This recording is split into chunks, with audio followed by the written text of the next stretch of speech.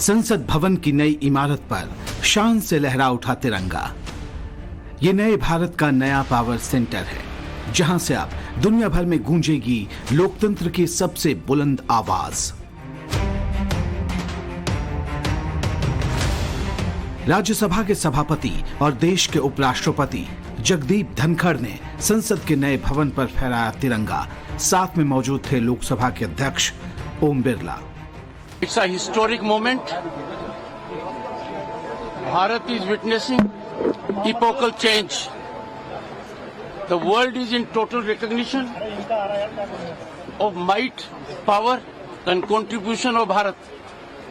We are living in times where we are witnessing development achievements which we never dreamt of. एक दिन बाद संसद का विशेष सत्र शुरू होने वाला है। उससे ठीक पहले संसद भवन की नई इमारत पर तिरंगा फहरा चुका है। 18 सितंबर को संसद का विशेष सत्र पुराने भवन में शुरू होगा और 19 सितंबर को गणेश चतुर्थी के दिन सत्र के साथ ही संसद का पूरा कामकाज इस नई इमारत में ट्रांसफर हो जाएगा। लेकिन उससे पहले ही शुरू हो गया है सियासी संग्राम।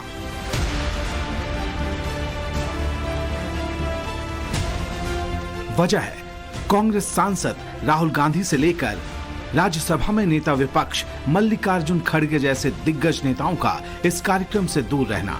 उनकी जगह लोकसभा में कांग्रेस के लीडर अधीर रंजन चौधरी और प्रमोद तिवारी यहां मौजूद थे।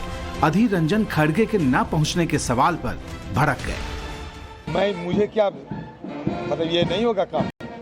अगर मुझे काम नहीं होगा तो बोल दे कि भाई चले जाए, आप लोग बोल दो। नया बहाना बनाने के बजाय जो हो रहे हैं उनके दर्द देखो ना, उनको दीदार करो। आपको लगता है सबको आना चाहिए, ये प्राउड का मैं तो आ गए ना। I am represent the party, उधर it will not surprise the media people.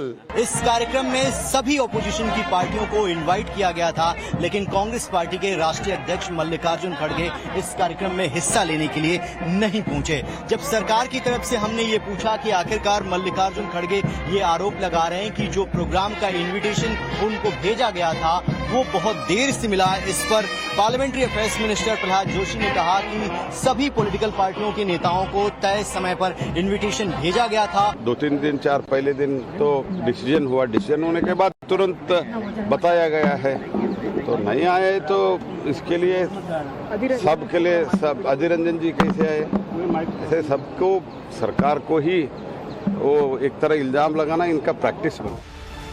दरअसल खड़गे ने देरी से न्योता मिलने की वजह बताते हुए कार्यक्रम में शामिल न होने की बात पहले ही कही थी। खड़गे ने राज्यसभा महासचिव पीसी मोदी को चिट्ठी लिखकर बताया था कि उन्हें समारोह का न्योता 15 सितंबर की देर शाम को मिला, लेकिन हैदराबाद में पहले से 16 और 17 सितंबर को तय कांग्रेस CWC की बैठक की वजह से वो कार्यक्रम में शामिल नहीं होंगे। लेकिन सरकार ने देरी से न्योता मिलने के आरोप को सिरे से खारिज कर दिया। सत्ता पक्ष की ये सफाई इंडिया के नेताओं के गले नहीं उतर रही।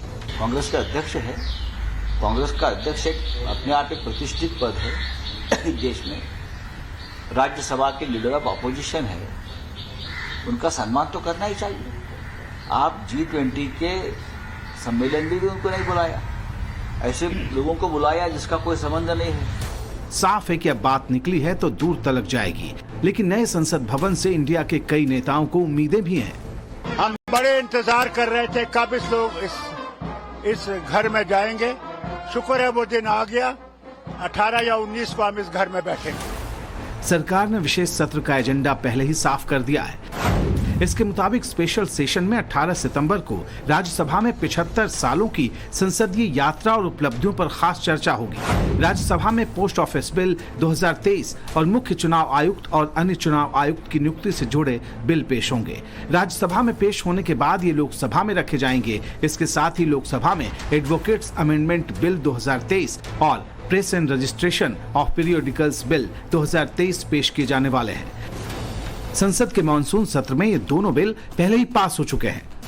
कई इंपॉर्टेंट बिल जो हैं वो यहाँ ऑलरेडी जो है पब्लिक डोमेन में संसद के बुलेटिन के द्वारा बता दिए गए हैं। लेकिन अभी भी एक बात को लेकर जो कयास लगाए जा रहे हैं कि क्या सरकार कुछ इस स्पेशल सेशन में कोई ऐसा मास्टर स्ट्रोक चलेगी जो पूरे लोकसभा चुनाव यानी 2024 में बहुत महत्वपूर्ण भूमिका निभाएगा। जी हां, विपक्ष को आशंका है कि सरकार इस सत्र में कुछ बड़ा करने वाली है। वन नेशन वन इलेक्शन से लेकर उसे यूसीसी यानी समान नागरिक संहिता के मुद्दे पर बिल की आशंका सता रही है। इसलिए कांग्रेस ने सीडब्ल्यूसी बैठक में महिलाओं को 1/3 आरक्षण देने के बिल को लेकर प्रस्ताव पास किया। महिला आरक्षण बिल जीवित बिल है। एक हाउस से वो पास हो चुका है, पारित हो चुका है। सीडब्ल्यूसी के कल के प्रस्ताव में यह मांग की गई है कि उस बिल को इस आने वाले विशेष सत्र में पारित किया जाए। अब सवाल है कि मोदी सरकार विशेष सत्र में कौन सा नया मास्टर स्ट्रोक चलने वाली है। क्या ये दांव वन नेशन वन इलेक्शन का होगा या फिर समान नागरिक संहिता पर सरकार वाकई सबको चौंका देगी? सरकार के संभावित एजेंडों की फहरिस्त में चंद्रयान 3 की सफल लैंडिंग के लिए वैज्ञानिकों को बधाई देने का मुद्दा ऊपर रहने वाला है। इसके अलावा उन संभावित एजेंडों को भी जान लीजिए जो इस बार स्पेशल सेशन में चर्चा के केंद्र में रहने वाले हैं। विशेष सत्र में पक्ष विपक्ष के एजेंडे पर नजर डालें तो सत्ता पक्ष की तरफ से G20 समिट की कामयाबी, वन नेशन वन इलेक्शन, समान नागरिक संहिता, सनातन पर डीएम के नेता उदयनिधि का बयान और पत्रकारों पर इंडिया की तरफ से लगाए गए बैन का मुद्दा बड़ा हो सकता है। तो वहीं विपक्ष की तरफ से महंगाई, भ्रष्टाचार, बेरोजगारी से लेकर मणिपुर हिंसा, महिला आरक्षण बिल, जातीय जनगणना और चीन के साथ सीमा विवाद का मुद्दा उछालने की पूरी तैयारी है। लेकिन सबसे जोरदार आर पार की नौबत सनातन के मुद्दे पर है। बयान आए हैं केसी वेणुगोपाल जी के, कार्ति चिदम्बरम के, खड़गे जी के लड़के के, उनके साथ हैं क्या वो?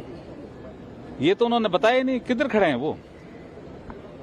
हमें तो लगता है इन बयानों से कि वो सनातन धर्म के खिलाफ है। वो नहीं, ऐसा नहीं होता कि किसी ने कोई जानबूझकर वहां से उठाया। वो मोहन भागवत से उठा था ये मुद्दा।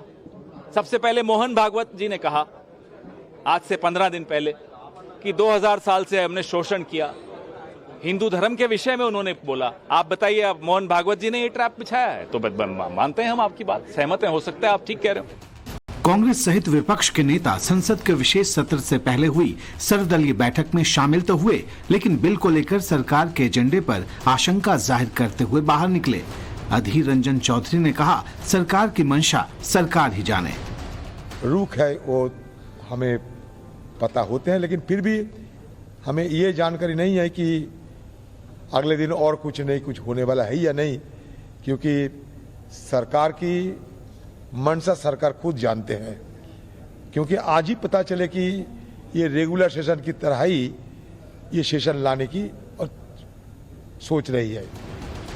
वहीं सरकार की तरफ से साफ कर दिया गया है कि यह सत्र ऐतिहासिक होगा।